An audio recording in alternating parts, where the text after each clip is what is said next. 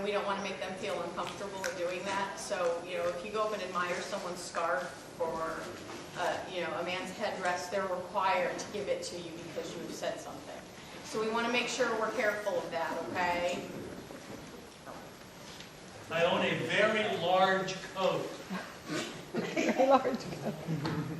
That I will never use via that. Oh, really? Yeah. So, Just make yeah, sure you so it is real, believe me. Well, there's a few people coming in. I will tell you the story. My husband's in Air Force, soon to be Lieutenant Colonel, and he escorts a 4-star general to the Middle East to deal with safety issues. And he sat down in front of the head of the Iraqi general, and this is a 4-star general who knows better.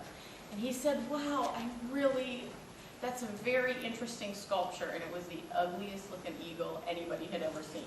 And he was trying to be polite and make nice conversation. Well, guess who carried that eagle home? My husband. It's not a good situation.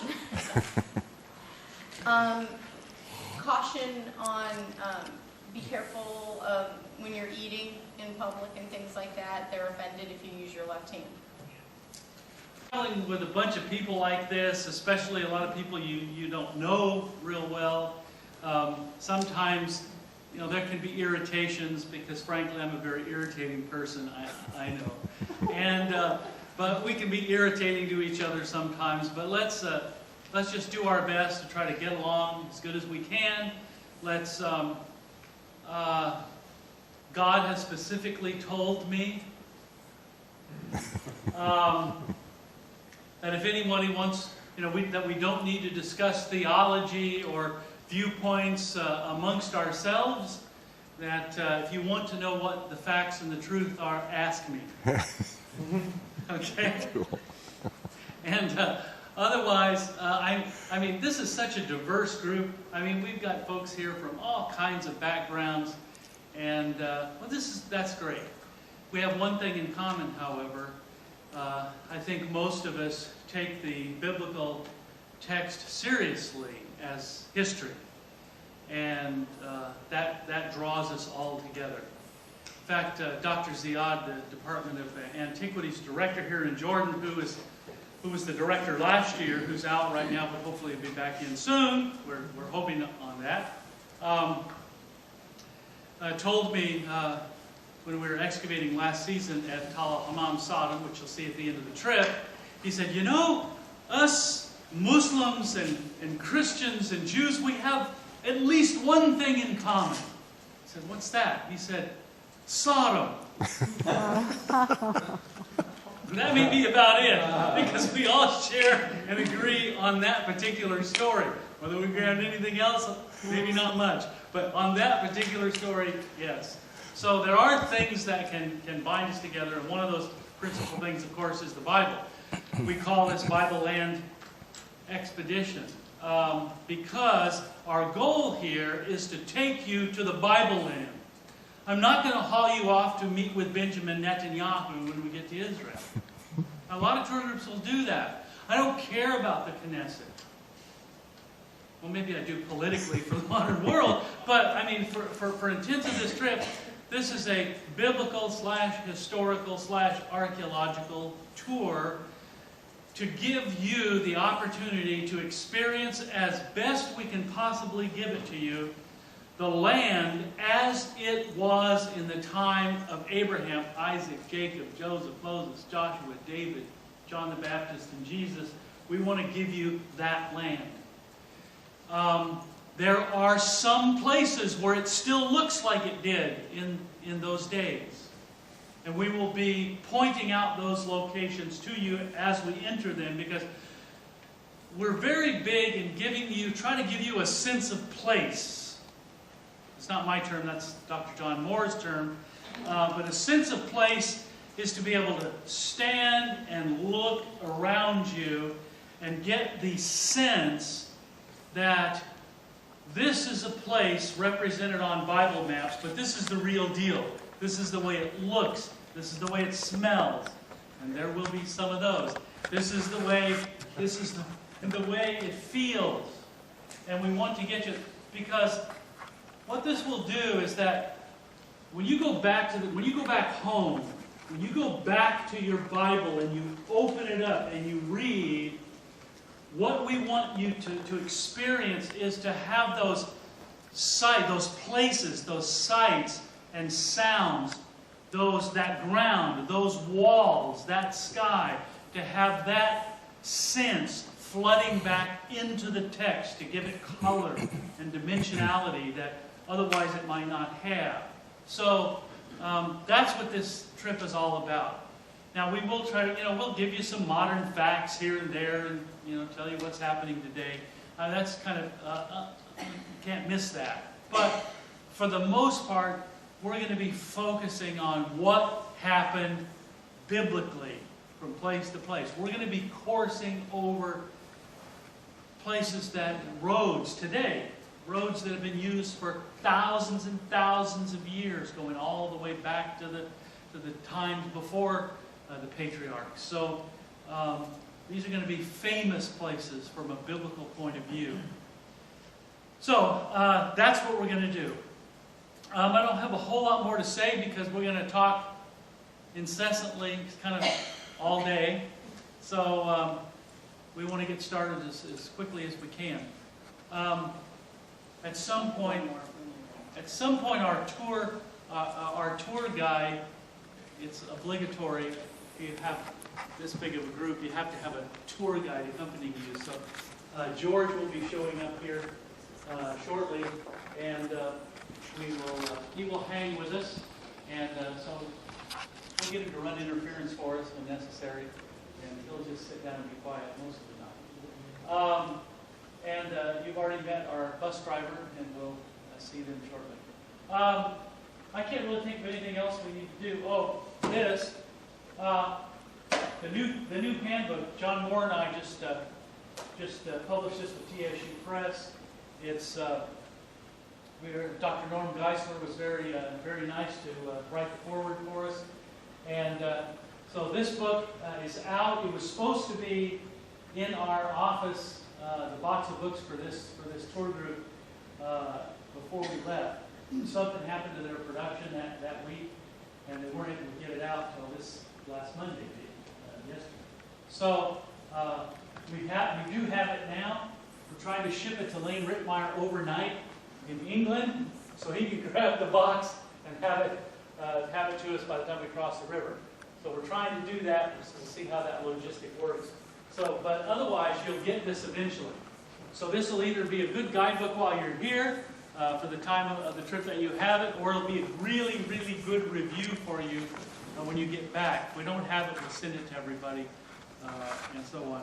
And by the time we ship those back to the United States, to be able to ship those to everybody, if that's the way it happens, they'll be a real expensive book by then. But by the way, cheaper than the little spiral-bound one, still. So we figured it was worth the shot to try to get it over here. All right, so you can enjoy that. It has a whole lot of information. It has history, archaeology, language, pottery. Some people get interested in the ceramics, because frankly, the ceramics are everything in the land. Pottery is how we date everything here in the Holy Land and excavations.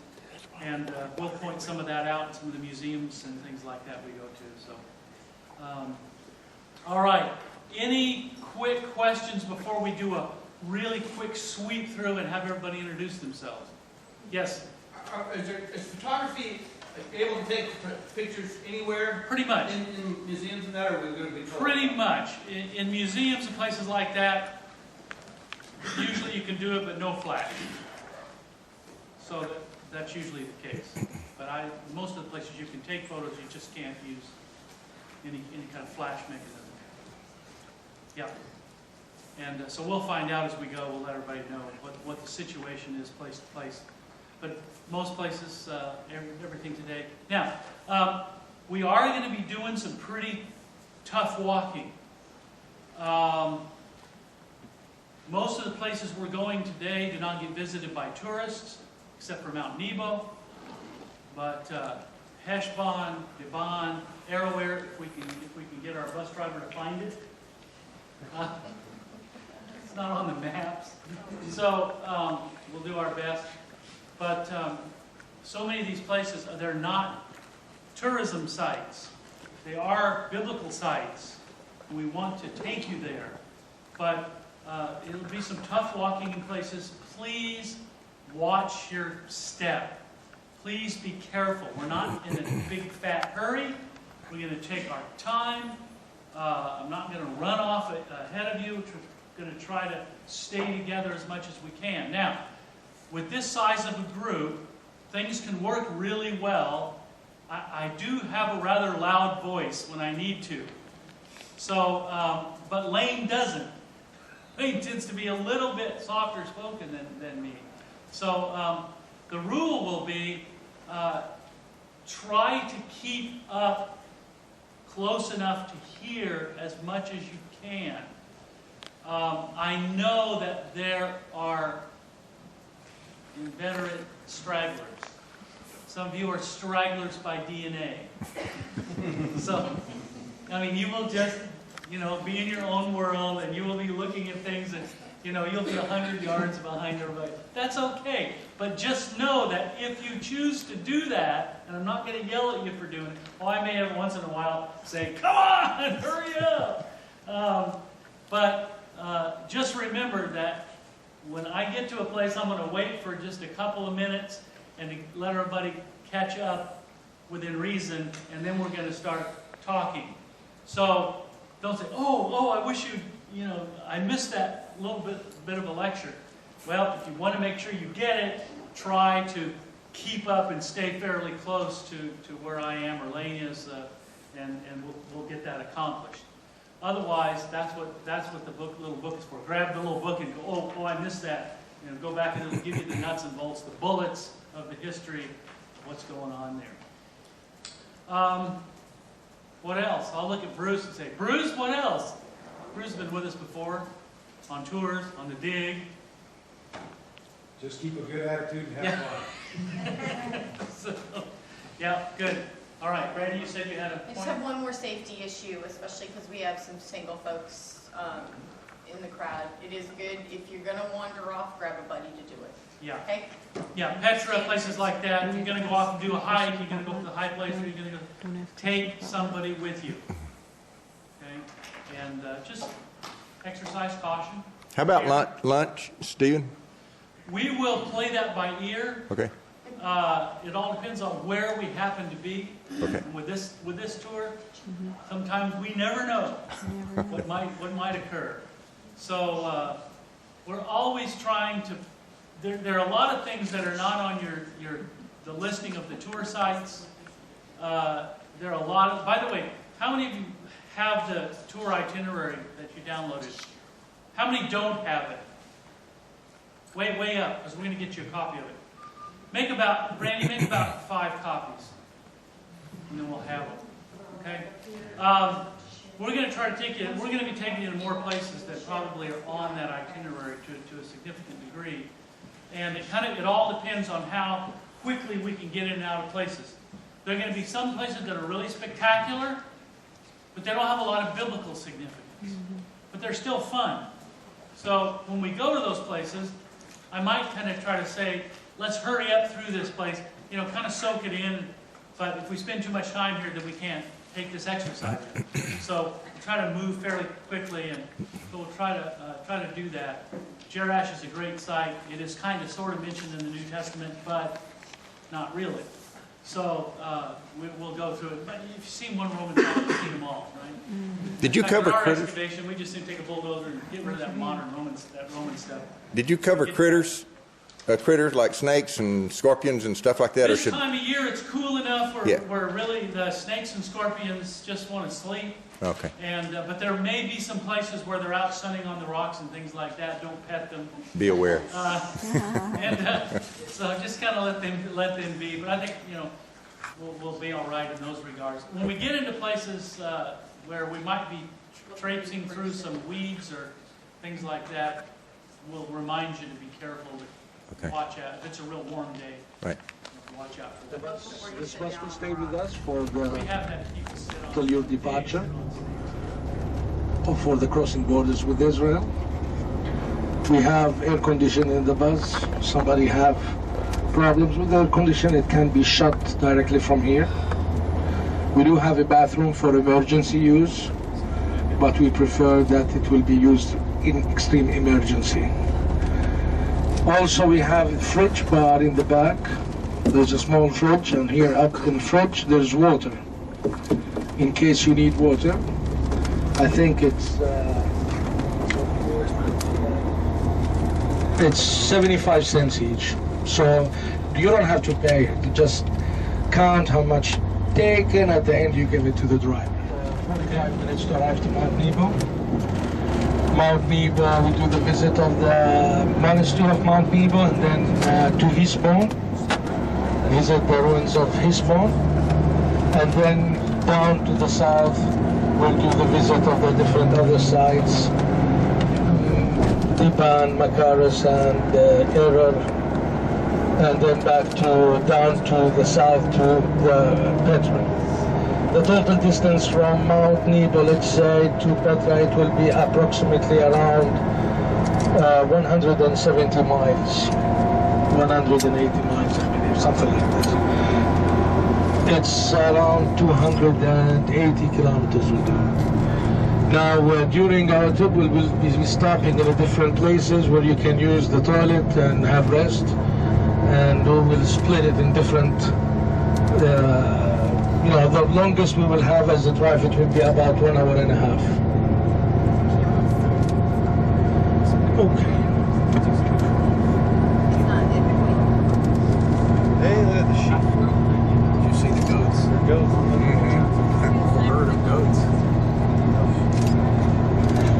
Okay, so we're departing from the lowest point in the world, the Dead Sea. We are at 416 meters under sea level, which is approximately 1,300 feet under sea level, considered to be the lowest point in the world.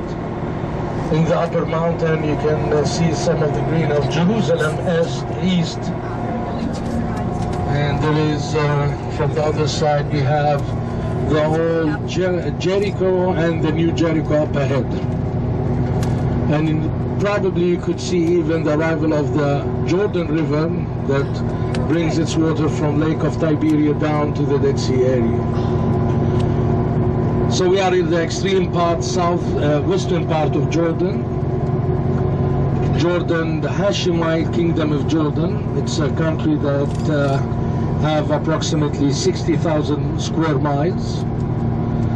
It's bordered at the north by Syria, at the south by Gulf of Aqaba, which is bordered with Israel, Egypt, and Saudi Arabia. On the eastern side of Jordan, we have Saudi Arabia. Northeast, we have Iraq. At the west, which you are looking right now, we do recognize by the treaty we have done in 1994 the presence of two states. The first one, the one we're looking at, which is we consider the Palestinian National Authority, and the other one is Israel, which we recognized as the 1948 land. The total population of Jordan in the statistics of 2010, we are approximately 6,100,000 people. The capital is Amman, where we have approximately 2,800,000 people live in the city of Amman. That makes half of the population almost live in the capital, Amman. Jordan have three different areas, particular areas. We have the first geographical site is this valley, which is called the Great Rift Valley, or the Ghor, which is a big, it happened millions of years ago in the Oligocenic period, when this area was covered completely by sea. We have this huge structure that happened from Turkey all the way to Kenya, to Africa, creating what is called the Great Rift Valley. The Great Rift Valley it's particular, it have the lowest point in the world which we've been at, which is the Dead Sea. So the climate is subtropical climate. In Jordan, we have the northern part. It's considered to be the gardens of Jordan, because this is where most of our agriculture has been done. Now we're going to see different of them, dromedary camels.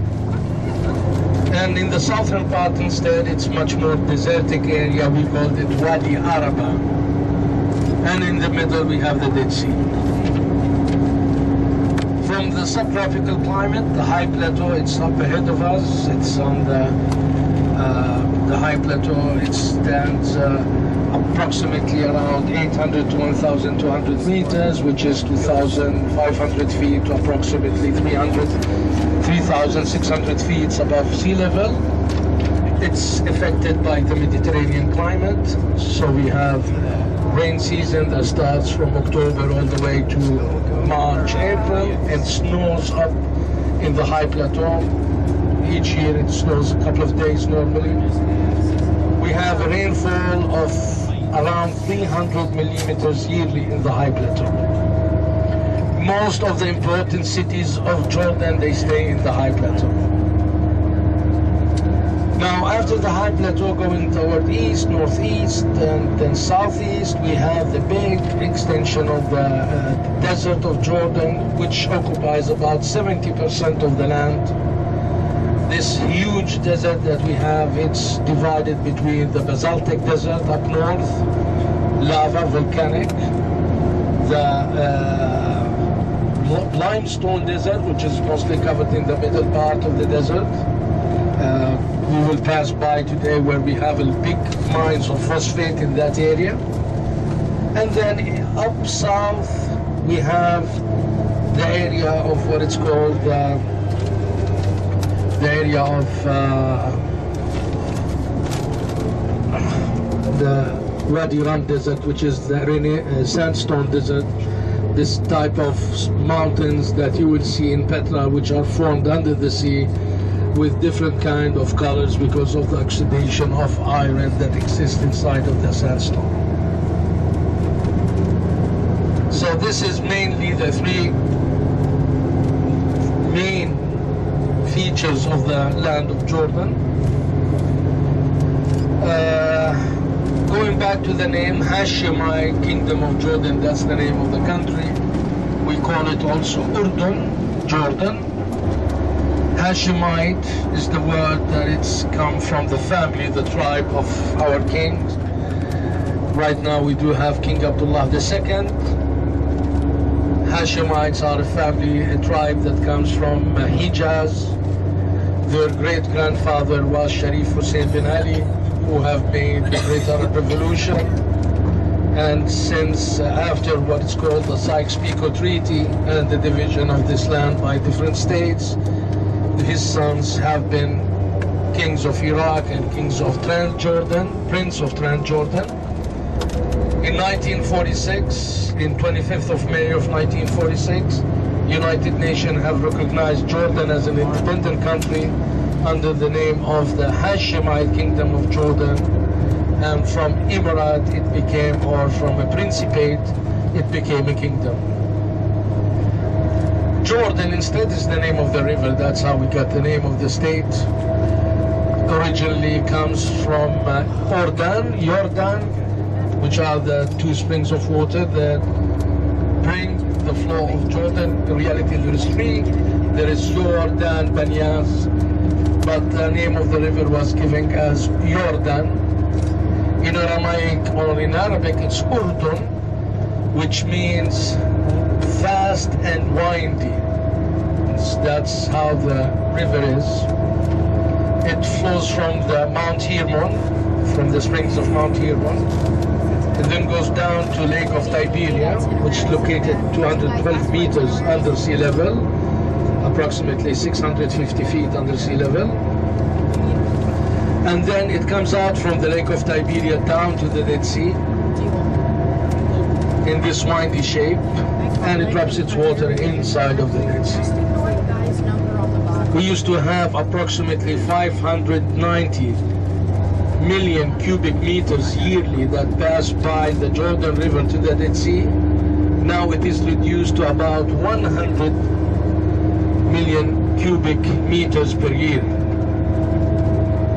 And this is for different factors: the dams that were built, the climate change, and we have also kind of dam that was built in the end of the Lake of Tiberia. All of these factors have added to bring the level of the Dead Sea to decline.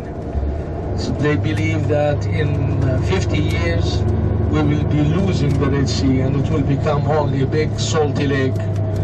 And that's what they are trying to do, is to create one channel of water to bring water from the Red Sea to the Dead Sea to save the Dead Sea. Okay,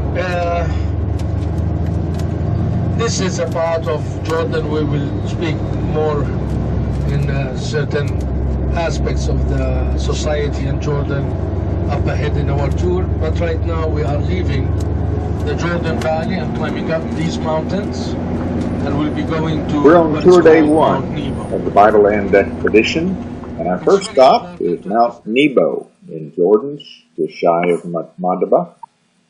We park our bus across the street and enter the site of Mount Nebo, traditionally so.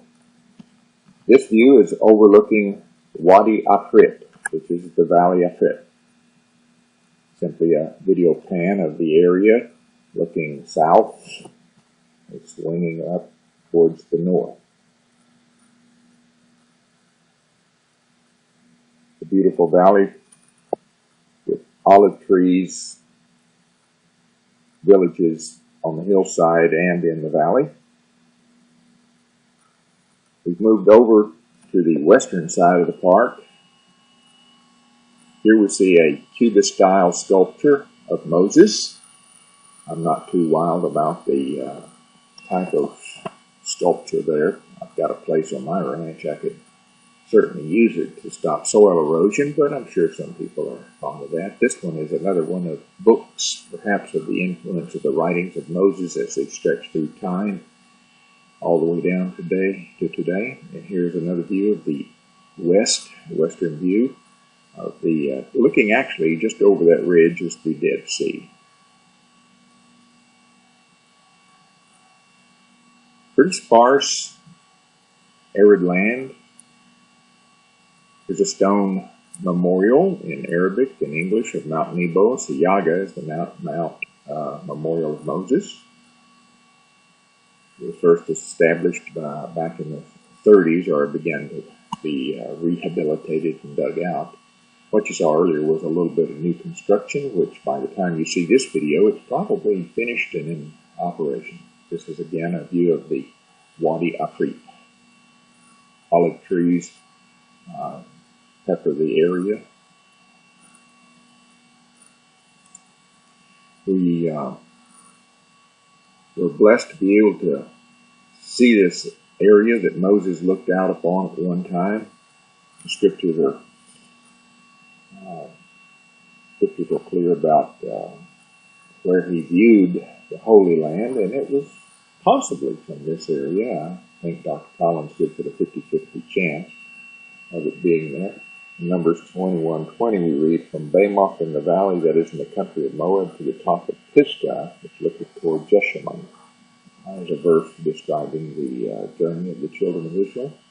These are photographs taken back in the 30s of the site prior to the development and the buildup of the area. These are housed in a structure which you'll see in a moment as we leave that structure. It's like a tent, like a Bedouin tent. And there's lots of photographs and still several artifacts in there. This is a description of Mount Nebo Archaeological Park, which I am going to leave to you to read at your leisure.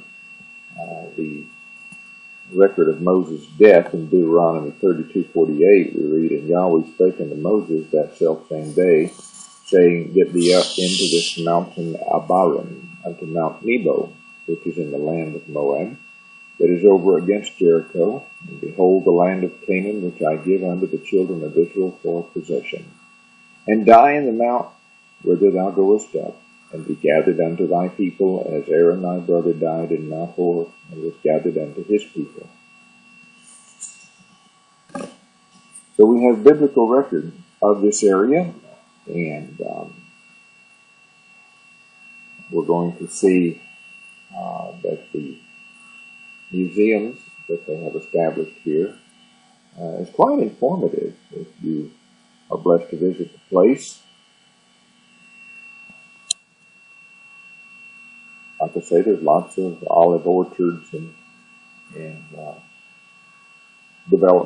new development going on here on the site.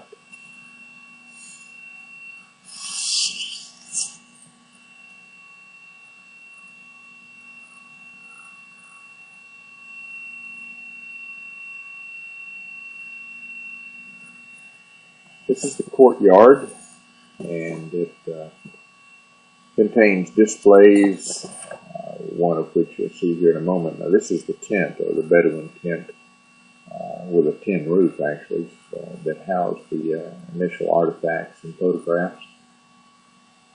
And I guess as the economy improved and the Jordanian Department of Antiquities was able to spend a little more money on this site, things were upgraded. This is a display of topography of the land, of the mount, and aerial photos, explanations in English and Arabic, which constitutes most of your tours.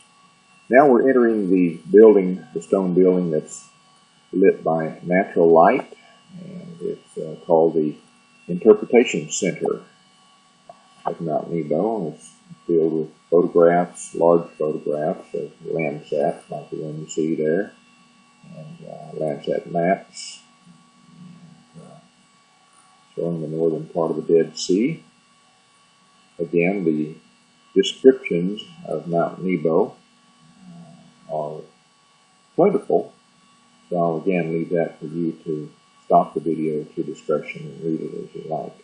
Again, written in English and Arabic.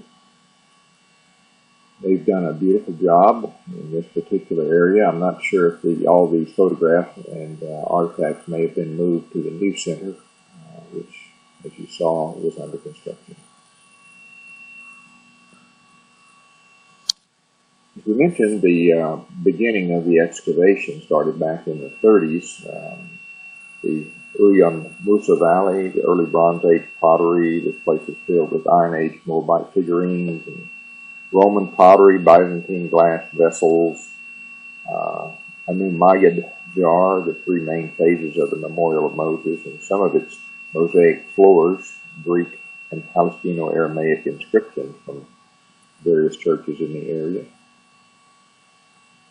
Mosaics from sites around Mount Nebo, especially Madaba is a very well-known town for mosaics, as you saw in an earlier video. Here are some of the pottery artifacts taken from the area. As we mentioned, or we may not have, that's the Moabite facsimile, the Moabite stone, rather, called the Stela of Mesha, of the king of Moab, which mentions Mount Nebo.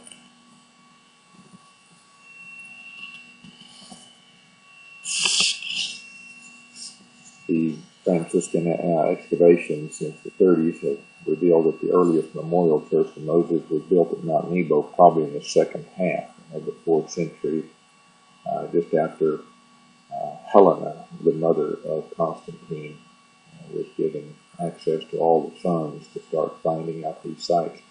This is an interesting column. It's called the 6th milestone of the Roman Escros Livius Road. It's on display in the center, and it has a panel explaining that the road was used by pilgrims who came up from Jerusalem through Jericho and the Jordan River to reach the sanctuary of Mount Nebo. These are Roman inscriptions explaining that it is the 6th milestone of that road.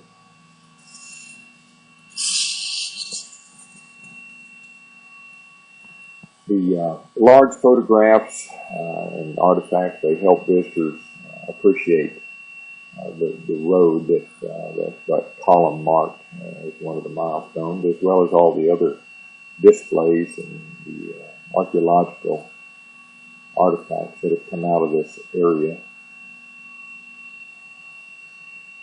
The new center provides information about the survey that was conducted in the entire region of the Holy Mountain with the purpose of documenting the archaeological richness of the area and protecting it as an archaeological park. In cooperation with Danish archaeologists, sponsored by the Danish Palestine Foundation. A detailed archaeological survey was conducted, and a map of the Mount Nebo region was prepared, listing more than 700 ancient sites and monuments. Now we're heading out towards the ridge, as again you can see the new construction going on. At the time we were there in 2011, November. We'll catch up with the rest of the group in just a moment, and we will hear Dr. Collins as he expounds on the view overlooking the Dead Sea and the northern portion of the Jordan River Valley.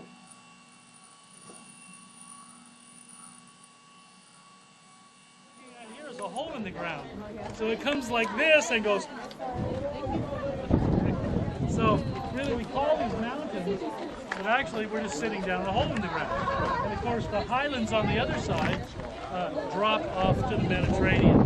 So we're not very far as the crow flies, 60, 70 kilometers to the Mediterranean, which is why we have the Mediterranean climate dominating here. So from this point, God gives all the Holy Land, all the land promised, and we're looking at here. What, anybody know?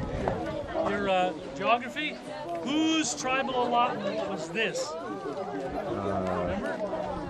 From here, from the Kikar of the Valley of Jericho to Zoar, was the tribal allotment of Reuben and Gad. The Reuben-Gad tribal allotment is here. And the question is, where is Zoar? Zoar is on the Arnon Gorge, okay, possibly even where Babra is. I believe it's on the Arnon Gorge, on the Wadi Mujib, because the Bible gives us the extent of the Reubenite tribal allotment as the Kikar of the Valley of Jericho unto Zoar. So it couldn't be south, any further south than that, because God said to Moses, you will not set 1 foot on Edomite land. You will not have any Edomite land enough to set 1 foot on, because that is the inheritance of Esau. You will not have 1 foot on Moabite land, because that is the inheritance of Lot. Now, the traditional Zoar is on the Wadi between Edom and Moab. How is that possible that Zoar could be the southern border marker for the Reubenite tribal allotment and be on the border between 2 lands that are specifically off limits to the Israelites? Makes no sense, does it? So, Zoar then is somewhere around the confluence of the Wadi Mujib, the Arnon Gorge, and the Dead Sea, probably at the Bay of Masra. Here's a key. In Roman and Byzantine times, Zoar was a deep water port on the Dead Sea. Therefore, it could not be further south because there's no deep water in the southern basin. The only deep water is in the northern basin. Another key is, during the Byzantine period, when the Madaba map was made, this map that we all look at in the church, St. George's Church in Madaba, this particular map shows Zoar at the south end of the Dead Sea. What people don't understand is that in the Byzantine period, the southern end of the Dead Sea, like today, was completely dry. Didn't exist. The only thing that's represented on the Madaba map is the deep northern basin.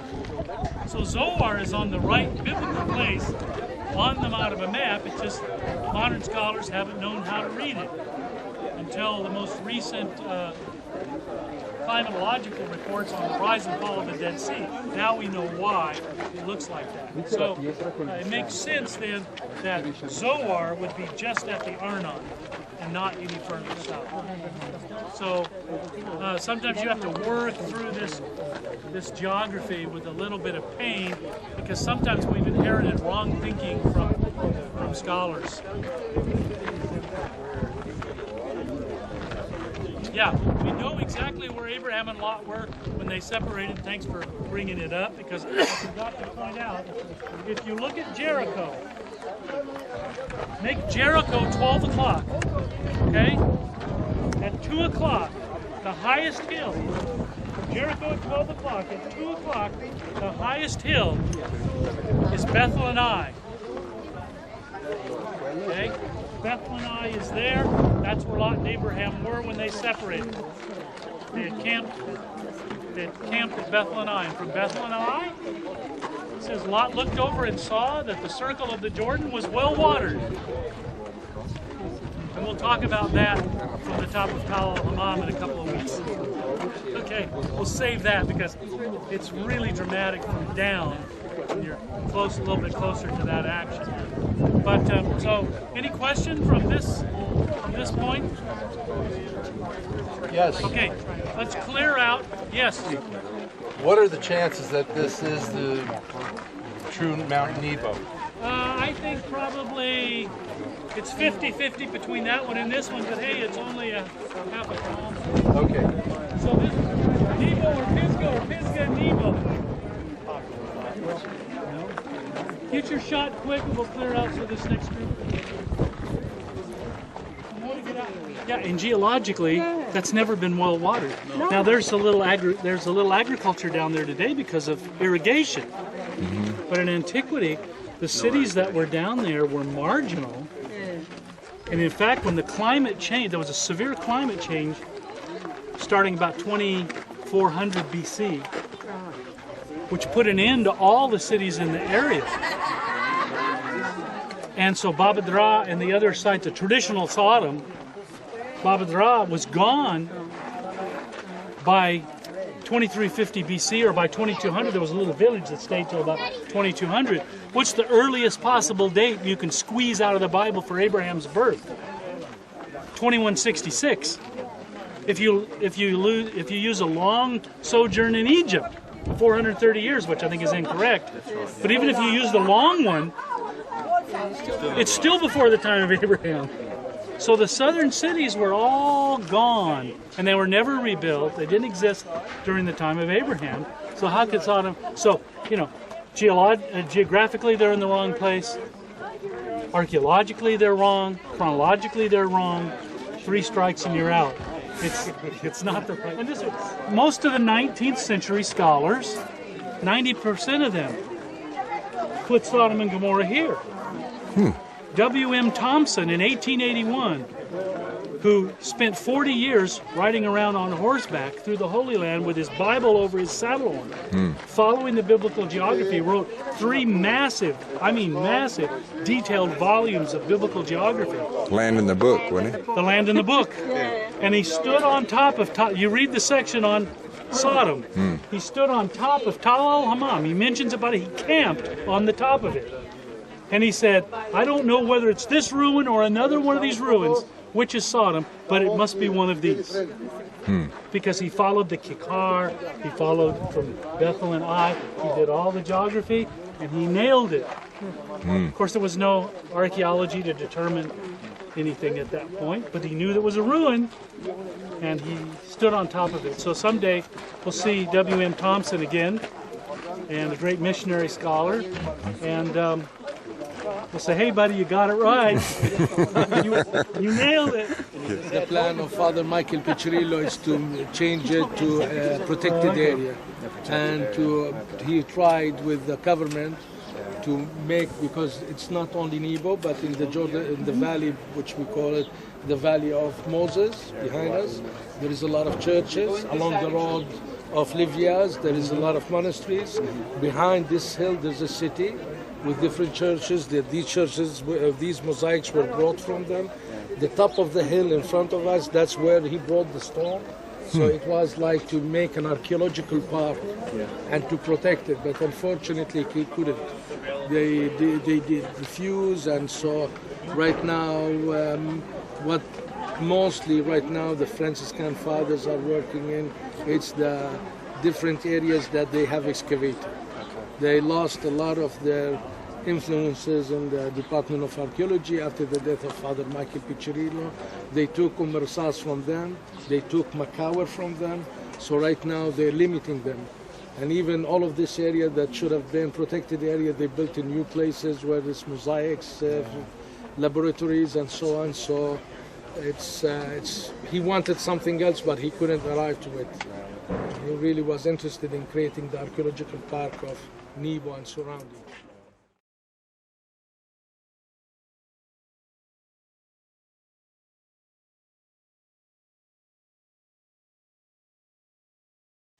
By the way, olives, Matthew's olive harvesting. trees are indigenous Cool. to Canaan, Jordan.